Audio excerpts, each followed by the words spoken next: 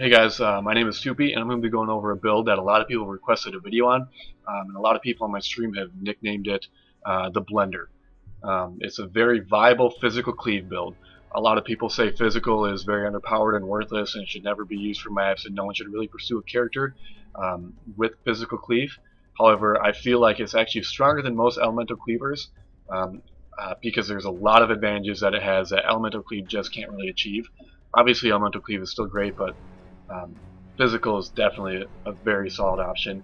And with the buffs coming next week, I wanted to make a video comparing how well my character works now, and I want to compare him to the buffs coming next week.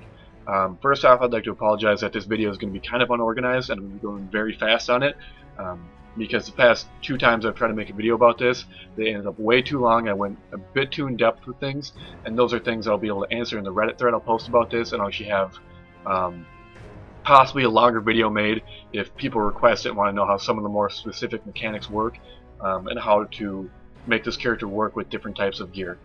But right now, I'm running Cleave as my main skill. It's pretty much the best skill to use for this. I've tried a few others. Dual Strike is great for single target, but if you get the right gear, Cleave will do close enough damage. Right now, for gear, I'm running the Bring of the Rain helmet. This helmet is absolutely huge for builds like this, because it lets you essentially have a 7-link cleave, gives you a ton of survivability. The only downside is that it's hard to get resistances because it doesn't have resist and you have to get rid of your chest piece. I run two pure physical DPS weapons. They're both pretty much exactly 300 pure physical DPS, and that's pretty high and hard to find. Then the rest of my gear is pretty standard, except I have life leech on my amulet, and I've got physical damage, attack speed, and life on both my rings and my gloves. So that'll help out quite a bit. I'm going to go through, do a quick run of Lunaris. Maybe I'll get to piety within the time period. I think the video has to be about 10 minutes long. And I'll also show you just how tanky the character can be. So on something like this, let's say call, I'll just go around, I'll be safe, I'll clear out some of these little cursed people here. They're a bit annoying when you're actually trying to fight the boss. And I'm desynced, it looks like. Alright, so now that those guys are gone, I'll show you how tanky this character can be. I'm going to go up and I'm just going to face tank Cole. And you'll notice he barely even hurts me. He's slamming on me, no damage dealt. And this character has low life, but the mitigation on it is absolutely absurd. Because you're blinding monsters, you have block chance from your helmet, you're freezing monsters, and you're stunning monsters because you're hitting so hard with your physical attacks and you're hitting so often. Right now, my Cleave is 11k DPS. However, that's not entirely accurate. It's realistically doing about 15 to 16k DPS, and that's because of an accuracy calculation issue. Not necessarily a bug or an issue, but just the way that your stat sheet shows. Right now it says I have a 62% chance to hit, which is not. That's not true. That's a 62% chance to hit on level 83 monster, and those don't exist in game. Realistically, on monsters I fight in maps, anywhere level 74 and lower in maps, I've got about a 90 to 100% chance to hit. So you can effectively increase my DPS by about a third, bring my realistic DPS to about 15-16k damage. And on top of that, physical has an advantage when it comes to damage because of armor penetration. When you have a build that is focused around such high physical damage, you're penetrating basically all the armor because the harder you hit, the more armor you ignore. So monsters, they have no armor essentially when it comes to this character unless it's a boss that you're fighting, in which case you already do enough damage to where you're not going to notice too much of a difference. So for example, if I was standing side by side with an elemental cleaver, both of us running about 15k DPS, both of us hitting a shock stack target, the physical cleaver will actually do significantly more damage because he's got that additional armor penetration that other characters don't always have. You'll notice my movement is based purely around leap slam and whirling blades. That allows me to jump in and out of fights, in and out of danger as needed. I can dodge very hard-hitting things, for example Ball. When he does the slam, I can just press whirling blades him out of it. For ranged monsters like that, I can jump in and hit the dangerous ranged ones. When it comes to melee monsters, there's pretty much never an issue because everything around you is either stunned, frozen, or blinded. And on top of that, you have such high armor with this build, that's not going to be an issue. One thing I'll say, this build will not work on hardcore very well. Because it's very prone to desync, and to get the gear needed to be viable with it, It's just not realistic trying to level up with it. You'll die a lot, especially to things like lightning thorns. If you're not geared, you'll kill yourself on that very fast. When it comes to reflect, reflect is not an issue in the least bit for this character. You can do physical reflect maps and not have any problems because you have such high life leech. And I can go into depth more with my life leech and how that works if people ask in the posts or the comments. So I'll just go ahead, I'll try and get my way to Lunaris 3, farm a little bit there, and I'll go into a little bit of my gear and my spec, and why so many things I'm doing are working, and why I have a lot of survivability here. The damage I'll put, you're going to be melting pretty much everything. It's running about 10 attacks per second. It could go higher, but realistically, I feel like if you need more than 10 attacks per second, you're not really optimizing your build very well. If I had faster weapons, I could certainly pull more off. However, having two very fast weapons is not the most ideal thing. A lot of times if you're doing a physical build with Cleave, you want one fast item and one very slow, not very slow, but one slower one. Because the speeds will average out, and you'll end up with more damage having one fast and one slow, as opposed to just having two fast.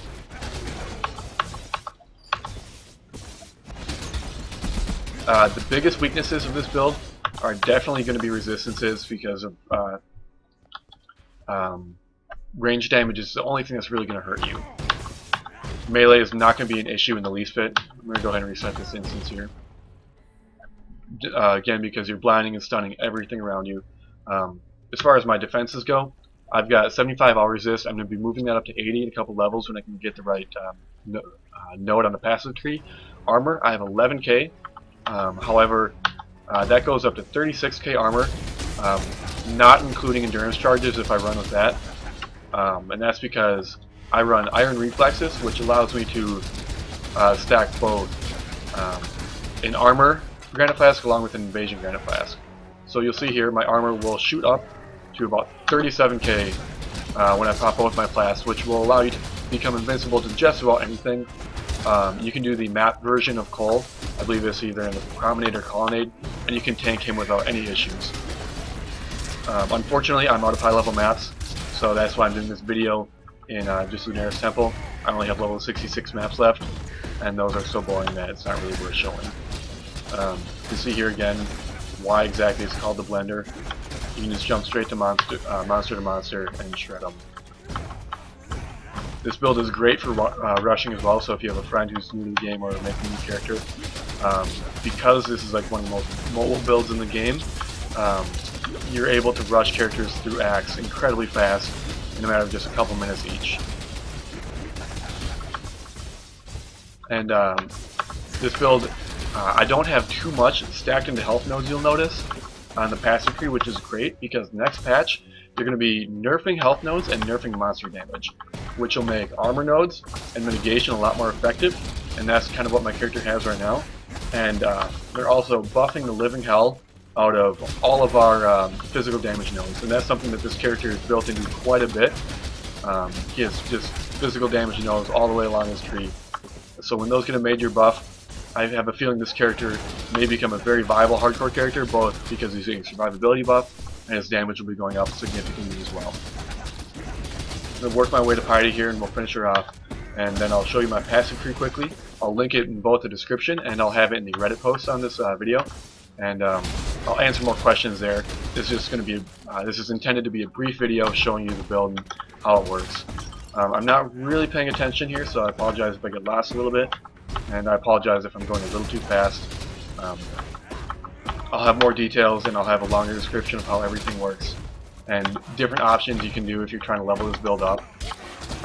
You'll notice there's some desync. That's the biggest threat on this, is that moving around with Leaf Slam is not the safest way, but it's certainly the most fun way.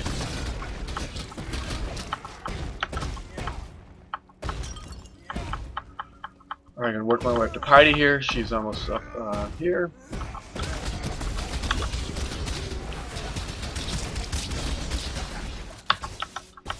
And of course, if anyone has any questions or wants to map with me, I'll post my username or my in-game name on the description. I'll post my full build so we can run maps together. I can help you with your build. I can't guarantee the best advice about everything.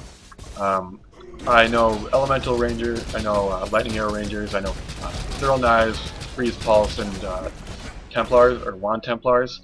I can help you with those builds, but I haven't played them in quite a while just because this character is so much fun.